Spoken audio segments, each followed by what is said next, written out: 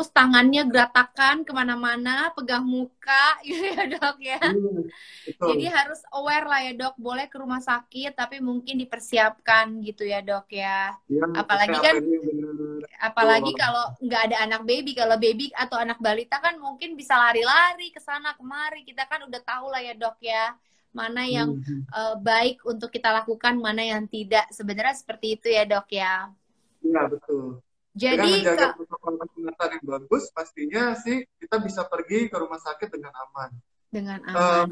Mungkin yang penting tadi bahwa kalau ada pasutri yang sudah masuk dalam kriteria sulit hamil, ya, Mm-mm. misalnya nih, kita bilang apa sih sulit hamil? Sulit hamil tuh batasannya cuma 1 tahun kok. 1 tahun merit, kemudian belum dapat. Nah, makanya kalau misalnya sudah masuk dalam kriteria infertil, sebaiknya yang Mm-mm. bisa dilakukan adalah datang dulu nih ke dokter, gitu loh. Datang dulu ke dokter, minta diperiksa dulu. Kalau misalnya nggak urgent, mungkin masih bisa nunggu nih, kayak gitu. Jadi sebaiknya sebenarnya bahkan setelah menikah pun untuk masalah tes kesuburan itu sebenarnya lumrah-lumrah aja ya dok ya, nggak perlu rasa Betul.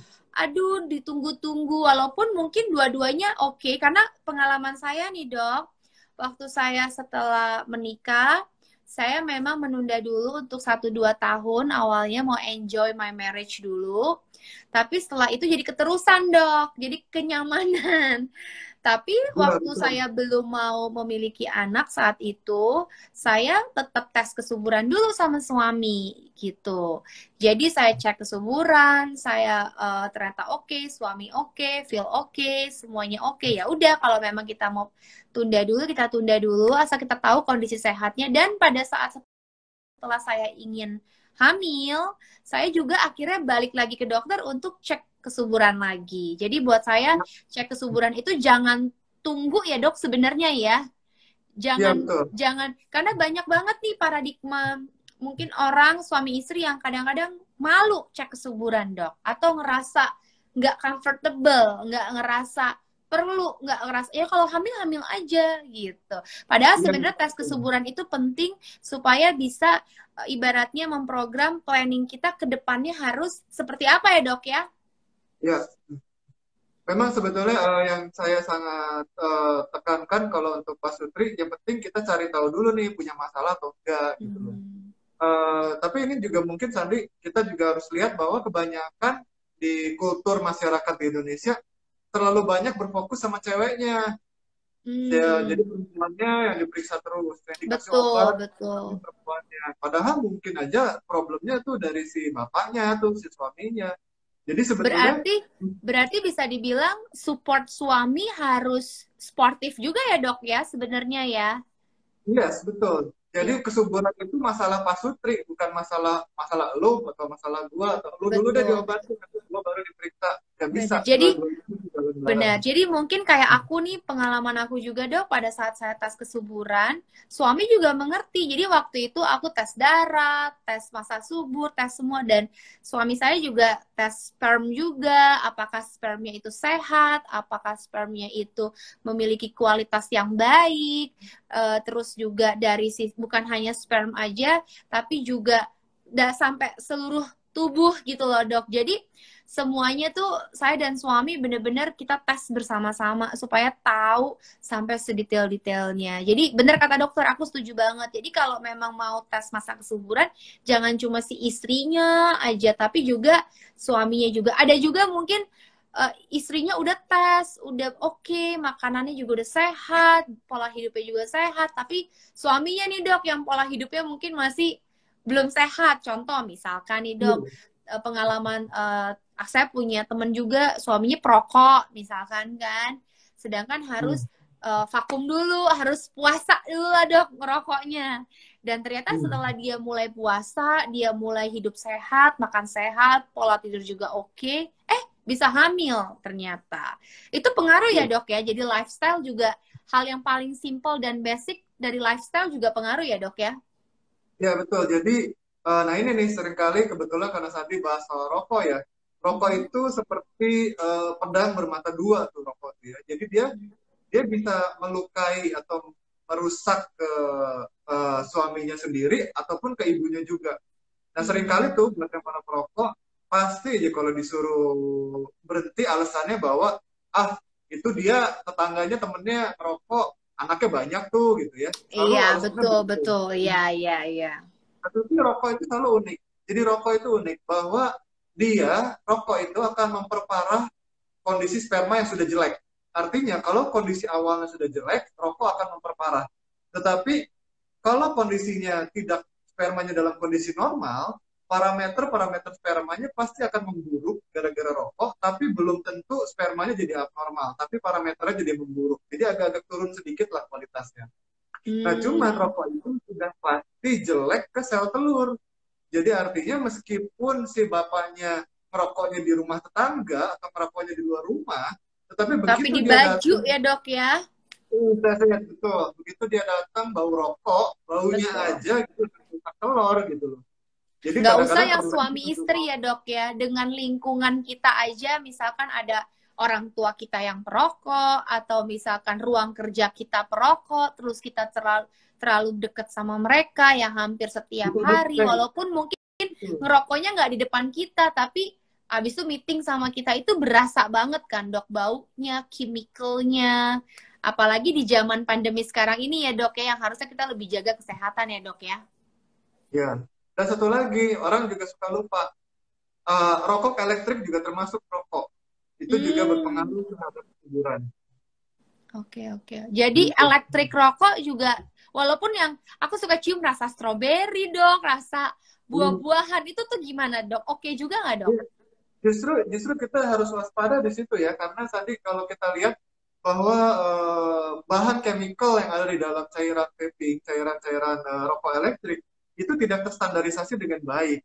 Kita tidak punya regulasi yang bisa mengatur chemical apa saja yang boleh berada di dalam cairan tersebut. Dan salah satu konten yang ada di situ juga ada nikotin di situ. Meskipun dikatakan bahwa kadar nikotinnya lebih rendah dan sarana katanya untuk yang bisa berhenti merokok, ya tetap saja bahwa ada nikotin di situ. Dan semua nikotin dalam kadar berapapun juga dianggap berdampak buruk terhadap fertilitas, baik pada pria maupun pada wanita. Tetapi memang penelitian Hmm. yang marak belakangannya adalah kerusakan pada paru-paru akibat rokok elektrik ya, gitu. Apalagi lagi musim pandemi begini, COVID kan ya, masalah paru-paru itu ya ya memang vital banget gitu, jangan dirusak sama hal Vital yang gak banget jelas ya. gitu. Dok, terus sekarang ini kan di kondisi pandemi gimana nih, Dok? Masih ada nggak pasien yang memang mereka tetap optimis untuk program, untuk mengecek masa kesuburan mereka, dan mereka tetap melakukan treatment-treatment gitu? Masih masih ada nggak sih, Dok? Masih ada yang semangat nggak, Dok, di masa seperti ini? Oke, justru memang saya harus katakan pasti secara grafik ada sedikit penurunan, tapi memang justru belakangan ini pasien-pasien untuk masalah kesuburan mulai kembali lagi. Kenapa? Karena mulai kerasa loh sepinya, disuruh stay at home di rumah lama-lama. Jadi Jadi siap-siap tahun depan kebanjiran pasien dong, Dok ya, kayaknya ya, Dok ya. iya, mudah-mudahan banyak yang mendapatkan ininya ya, keinginan untuk bisa punya anak ya. Justru Saya memang aja karena suami stay at home, saya baru melahirkan sekitar 4 bulan yang lalu. Saya bilang, apa kita langsung buat aja ya, mumpung lagi stay at home aja nih, saya bilang gitu. nah, memang justru saya selalu bilang sih, bahkan di sosmed saya juga saya katakan bahwa pandeminya nggak akan sorry, umur kita nggak akan nungguin pandemi kelar. Artinya ya Betul, kita makin tua, telur kita makin sedikit, menstruasi jalan terus, yang punya masalah akan tambah parah. Nggak ditungguin, nggak nungguin pandeminya selesai. Jadi betul, anytime kalian betul. merasa perlu untuk pergi, datanglah dengan protokol kesehatan yang baik. Gitu. Iya, iya. Jadi sebenarnya, jadi bisa aku jelaskan di sini kesimpulannya buat kalian nih Pak Sutri yang memang mau program anak atau punya kerinduan untuk memiliki anak, sebenarnya tidak ada alasan di pandemi untuk menunda ya, Dok ya. Iya, betul. Selama kita mengikuti protokol yang ada, kita tetap aware, jaga diri, jaga kesehatan kita, nggak ada pandemi aja, harus juga kesehatan ya, Dok. Apalagi ada pandemi seperti ini, artinya double extra ya untuk kita jaga kesehatan. Bener nggak sih, Dok? Iya, betul. Yang penting kita jaga diri kita masing-masing, jaga keluarga kita, jaga orang-orang yang disayang. Karena kalau bukan kita yang jaga, siapa lagi? Betul. Dok, ini ada yang mau nanya nih dok, masalah kesuburan ya dok ya.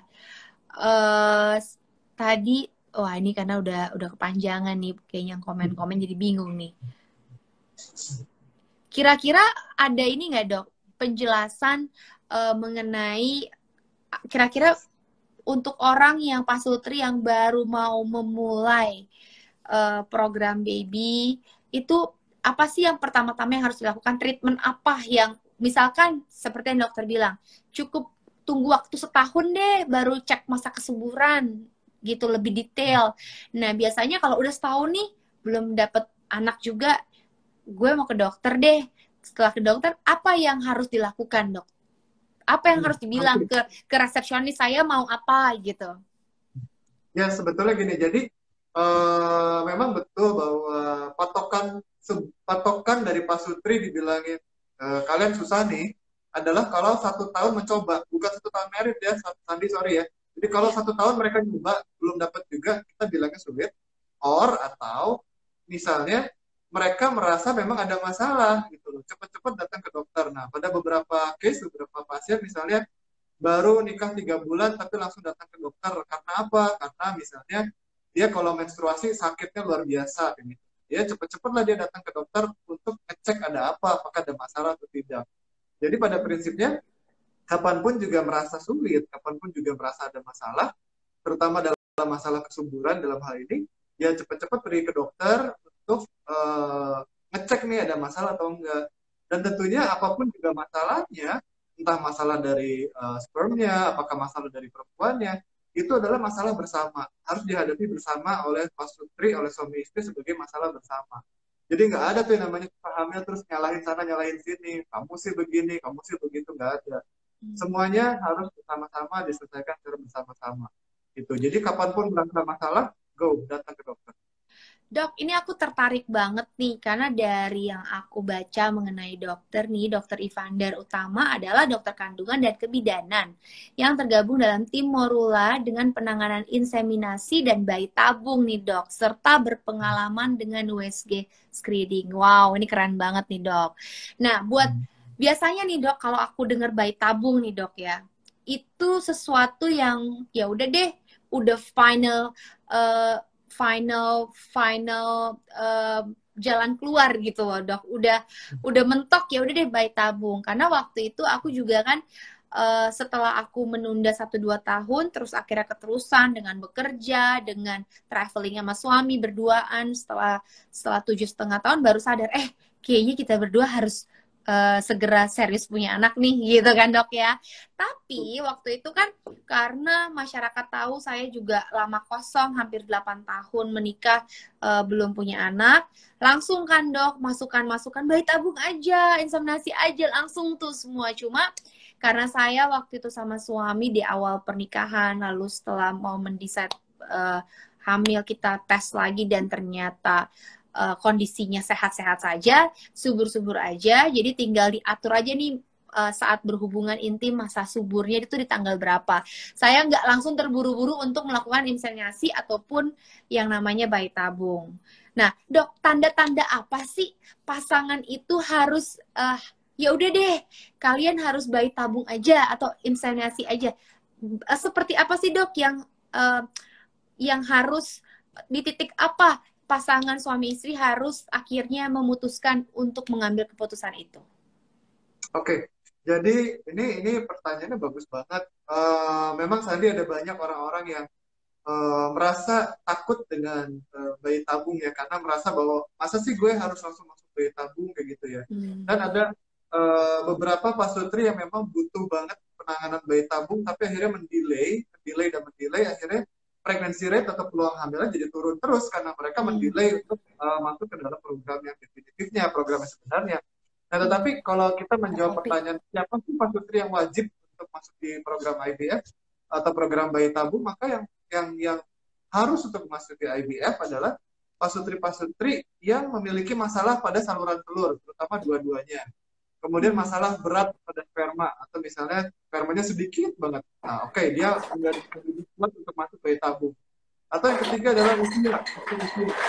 Semakin harapan usianya semakin tua, maka sel-sel telurnya semakin sedikit. Oleh karena itu kita harus memanfaatkan sel telur yang tersisa dengan lebih baik. Kemudian yang ketiga yang punya penyakit-penyakit tertentu di mana fertilitas atau kesuburannya mungkin bisa terganggu atau terdampak secara signifikan. Misalnya kista coklat yang sudah ada atau kista endometriosis atau kista yang melengket kemana-mana dan itu harus dioperasi berulang-ulang. Tentunya itu akan menguras cadangan atau sel-sel telurnya sehingga harus masuk di program bayi tabung. Kemudian ada lagi yang lain, misalnya adalah faktor sosial. Nah, faktor sosial ini yang amat sangat luas definisinya.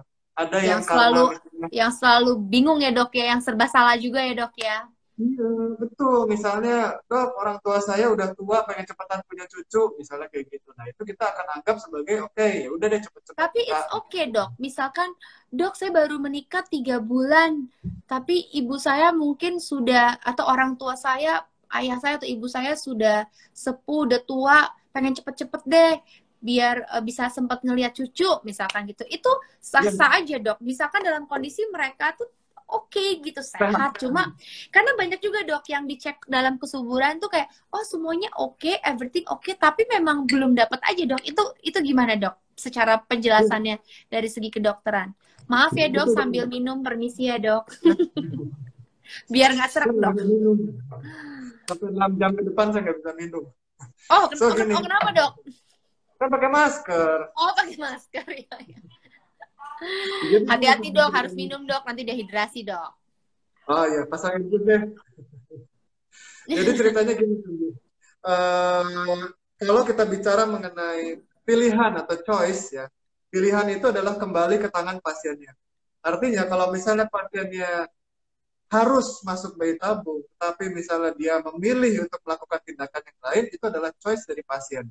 Demikian juga sebaliknya. Kalau misalnya dia masih memiliki pilihan untuk mencoba yang normal, tapi kemudian dia by choice, dia mencoba untuk bayi tabung, karena berbagai macam alasan sosial yang di luar medis, tentunya itu juga choice atau pilihan dari pasiennya. Jadi boleh-boleh aja kalau misalnya dia memilih untuk melakukan bayi tabung. Kemudian yang ketiga adalah seringkali juga bahwa pasien memilih bayi tabung meskipun masih punya peluang untuk kehamilan secara natural atau kehamilan secara normal, tapi dia melakukan bayi tabung untuk bisa melakukan screening atau melakukan penapisan terhadap kemungkinan terjadinya penyakit-penyakit pada embrionya atau pada janinnya. Contohnya adalah misalnya dari keluarga-keluarganya dia memiliki faktor risiko untuk mengalami suatu kelainan genetik, misalnya Down syndrome atau keterbelakangan mental. Nah, Down syndrome itu bisa dideteksi melalui program bayi tabung. Kita bisa menseleksi embrionya. Nah, itu menjadi indikasi, salah satu indikasi untuk melakukan screening terhadap embrionya terhadap kelainan-kelainan yang sifatnya kromosomal. Kita sebutnya PGTA, gitu loh. Jadi itu salah satu indikasi yang bisa muncul pada pasien-pasien bayi tabung. Nggak cuma serta-merta masalah umur dan lain-lain. Dok, aku sendiri penasaran sih dok ya. Apa sih dok yang membedakan bayi tabung dengan inseminasi ya dok ya? Oke. Perbedaannya tuh apa sih dok? Yes, mau belajar. Jadi kalau insem sebetulnya adalah salah satu bentuk usaha untuk meningkatkan kehamilan dengan cara meletakkan sperma di dalam rongga rahim. Artinya si sperma diejakulasikan di luar, kemudian kita proses, kemudian baru kita konsentratkan dan dimasukkan ke dalam rongga rahim dari seorang perempuan pada masa subur. Berarti diinjek ya dok ya? Kurang lebih begitu. Dialirkan lah. Dialirkan ya. Rongga rahimnya. Dan kemudian itu oleh karena itu nanti harus dilakukan pemrograman pada perempuannya supaya pada saat dilakukan inseminasi itu adalah pada saat masa subur, Jadi bukan di insemnya sembarangan, bukan, harus pada masa subur gitu. Nah, perbedaan dengan apakah itu maksudnya gini, karena aku banyak dengar kayak nanti kalau disuntik seperti itu nanti bisa dapat kembar, bisa dapat double babynya, bahkan triple. Itu benar atau enggak sih dok? Yes, benar banget. Jadi tapi itu berlaku untuk semua program hamil, baik natural, inseminasi maupun bayi tabung, itu semua berpotensi untuk menghasilkan bayi kembar. Itu semua. Nah, jadi kalau misalnya, tetapi yang Walaupun perlu walaupun tidak ada keturunan sama sekali dong. ya betul betul, meskipun tidak Misalkan keturunan saya karena nih, apa? saya nggak ada keturunan kembar sama sekali, suami juga nggak ada, terus saya mau insem deh, terus disuntik gitu Hmm. dok ya, terus bisa dapat Ya, double. bisa, bisa. Jadi gini, pada prinsipnya bahwa terjadinya kehamilan kembar bukan karena genetik, padahal pada konteksnya dengan terapi kesuburan ya, dengan usaha untuk hamil. Artinya, kalau kita merangsang untuk terjadinya masa subur, nah biasanya terjadi adalah masa subur yang terjadi adalah superovulasi, artinya akan ada lebih dari satu sel telur yang matang. Jadi makanya peluang untuk terjadinya kembar itu meningkat. Nah, tetapi yang perlu ditekankan di sini, yang meningkat adalah kemungkinan terjadinya kehamilan lebih dari satu. Artinya kembar satu, kembar dua, kembar tiga. Tetapi yang tidak meningkat adalah peluang hamilnya, pregnancy rate-nya. Artinya, kalau misalnya siklus menstruasinya teratur, setiap bulan itu dapat menstruasi, maka dikasih penyubur atau nggak dikasih penyubur, sebetulnya peluang hamilnya tetap sama begitu. Tetapi kalau dikasih penyubur, resiko untuk hamil kembarnya jadi lebih tinggi. Dan itu kita Jadi nggak nggak bisa perlu memilih ya dikit. dok, misalkan jadi dua-duanya dan bertumbuh dua-duanya, ya sudah harus dijalankan gitu ya dok ya. Yes, betul, betul, betul, Kalau bayi betul tabung sekali. juga begitu dok. Iya, betul. Jadi semua jenis kehamilan dengan dibantu itu akan meningkatkan risiko kehamilan lebih dari satunya. Baik natural, insem, bayi tabung, tiga-tiganya.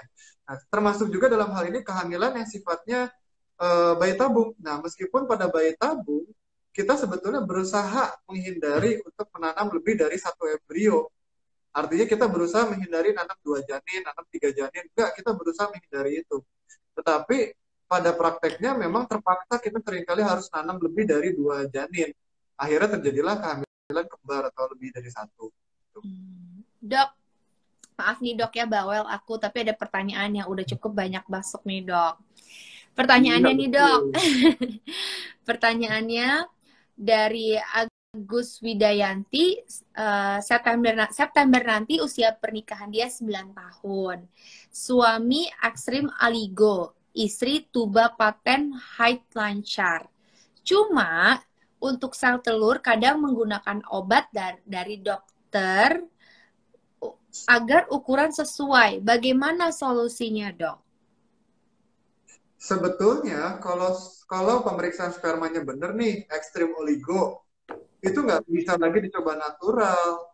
Jadi kalau ekstrim Oh, oligo itu artinya, oke gini deh, kalau kita bilang seberapa banyak nih sperma yang dibutuhkan untuk bisa terjadi kehamilan secara natural, nah, jawabannya adalah harus di atas 15 juta per mili spermanya. Jadi kalau spermanya ada di atas 15 juta per mili, maka sperma tersebut punya potensi untuk membuahi. Tapi syaratnya ya spermanya harus hidup semua ya, jangan 15 juta tapi spermanya mati semua. Gitu. dan itu bisa Nah, dicek semua ya, dok ya? betul, bisa dicek. Nah, tetapi kalau masuk di kelompok ekstrim oligo, biasanya jumlah spermanya itu jauh di bawah 5 juta biasanya. Dan itu tidak memenuhi kriteria untuk bisa mencoba kehamilan secara natural sebelumnya. Bahkan untuk inseminasi pun juga terlalu sedikit.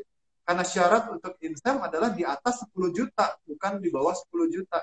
Nah, oleh karena itu, daripada ibunya dikasih vitamin macam-macam buat membesarkan telur, sebaiknya uangnya ditabung saja untuk masuk di program hamil yang benar. Gitu. Oke, berarti saran dari dokter adalah dicek pastikan dulu sel telurnya jumlahnya itu sesuai apa tidak. Kalau memang tidak Spermanya. ya spermanya, sorry, spermanya sesuai Spermanya. apa tidak. Kalau memang tidak Iya. sesuai, daripada beli vitamin yang berulang-ulang selama bertahun-tahun spend money, mendingan ditabung, bisa insem ataupun bayi tabung gitu ya dok ya. Iya, ya, bayi Jadi tabung lebih ke bayi tabung. karena kadang-kadang kalau kita minum banyak obat-obatan juga kadang berpengaruh, ada efek samping juga ya dok ya, bermacam-macam ya dok ya efeknya ya. Iya, iya, betul, betul, betul, Hmm.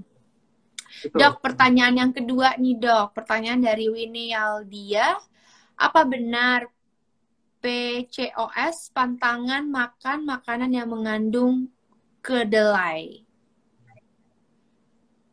Iya, ini yang jadi sulit dengan PCOS PCOS Aku itu nggak tahu artinya nih dok, sebetulnya, PCOS tuh apa sih dok? yes, yes. Nah, makanya ini saya terangin nih bahwa PCOS itu artinya sel telurnya kecil-kecil, sel telurnya sesama atom. Hmm. Ya. Dan itu sebetulnya penanganan PCOS itu gampang sebetulnya ya, tapi kebanyakan jadi berlarut-larut PCOS-nya karena fokus di PCOS-nya jadinya mencoba untuk ngegedein telur dulu atau mencoba untuk nurunin berat badan dulu, akhirnya jadinya lama tuh prosesnya nggak berhasil nggak hamil-hamil gitu. Nah tapi PCOS sebetulnya sih penanganannya mudah dan berhenti makan produk produk kedelai atau kacang-kacangan itu tidak akan meningkatkan peluang hamilnya, saya jamin deh gitu. Tetapi yang Oh. bisa meningkatkan peluang hamilnya justru adalah masuk di promil yang benar. Jangan terjebak dengan berusaha nurunin berat badan yang kelamaan. Karena ya kalau cewek-cewek kan mau nurunin berat badan kadang-kadang susah kan, butuh waktu lama bertahun-tahun gitu. Kadang-kadang bukannya makin turun malah makin naik lagi beratnya. Jadi Wah, pengalaman nih dok belum kayaknya dok. tadi kan langsung turun tuh katanya. Oke, oke. Berarti sebenarnya banyak juga ya dok ya yang program-program kehamilan tuh kadang-kadang mitos-mitos atau denger-dengar omongan orang yang kadang-kadang kita tidak sortir dan akhirnya kita terima begitu aja dan akhirnya memperlambat kita untuk mendapatkan goal yang kita tuju sebenarnya dok ya. Iya betul betul. Hmm. Pertanyaan yang ketiga nih dok. Pertanyaan, maaf ya dok, ini pertanyaannya banyak Pak Guru, jadi sabar ya dok. Jadi dok, pertanyaannya dari Hidrian, solusi untuk kista ukuran 4 cm dok. Well, itu juga pertanyaan yang agak sulit dijawab karena kista nggak cuma satu Mhm. macam, kista tuh ada banyak macamnya.